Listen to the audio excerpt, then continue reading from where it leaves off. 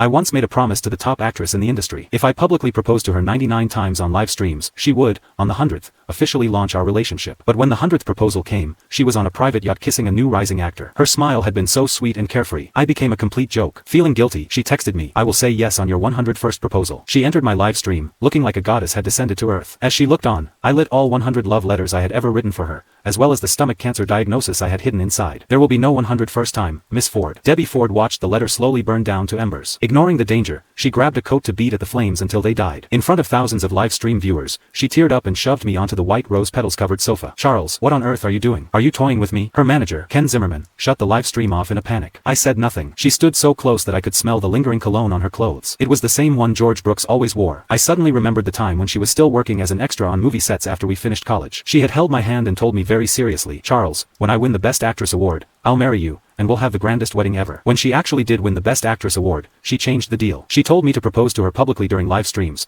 and only after I had proposed to her 100 times would she give up her glamorous image and announce our relationship. Every time I acted like a fool online for her sake, she was always somewhere else. She would appear at luxury hotels around the world with all sorts of pretty boys or spend nights on yachts. She even ran off to get married and then divorced immediately in Ghana, just to experience the local marriage culture. Something I longed for seemed to be so easily attainable by others. The thought pulled a bitter smile across my face. "Debbie, there will not be a 101st proposal. I'm tired. We're done." She stared at me for 2 seconds in stunned silence. Then, she laughed in apparent realization. "So, because I didn't show up for your 100th proposal, you just burned all the love letters in spite? You embarrassed me in front of so many people. As my fiancé, did you ever think about how I would feel?" I could not understand. Was that not the freedom she had always wanted? Why did she not seem the slightest bit relieved? If she had spoken to me like that in the past, I would have humbled myself and begged her for forgiveness. But my heart had long shattered beyond repair. All I felt was numbness, and I said nothing. More importantly, I did not want to waste whatever time I had left on her. The 100th proposal has ended. So have we. Debbie's expression seemed to relax when she heard me say those words. She seemed to believe I couldn't bear to leave her. "Don't be dramatic, Charles. We've been together for 7 years, and you think you can just walk away like that? Don't worry. When you propose for the 101st time, I'll say yes. You'll get to salvage your dignity." I remained silent. I slipped off the ring she had handmade for me and tossed it into the trash, right in front of her. Then, I turned and left. Ken hesitated. "Debbie, he's not serious, right?" She glanced at my back and spoke with certainty. "In 3 days, he'll come back crying and begging me to marry him. It has always been this way. He can't live without me." Ken nodded. "True. Charles would never leave you. Everyone knows he's madly in love with you. He's put himself through countless stupid things for you." They were right. I had loved her at the cost of my dignity. I had loved her into my emotional collapse. That was how I ended up with cancer. There was a saying, the less committed person in a relationship always had the upper hand. But I was no longer committed to the relationship. It was over. I smiled bitterly and walked faster. The next day, Debbie showed up at the company with her rumored new boyfriend. My colleagues looked at me with concern. I acted as if nothing had happened and submitted my resignation. The HR manager was shocked. "Charles, you're a talented agent. Why quit now? Is it because Debbie found someone new?" I pressed my lips together. I was tired of explaining myself. People always believed that my existence revolved around Debbie, never around myself.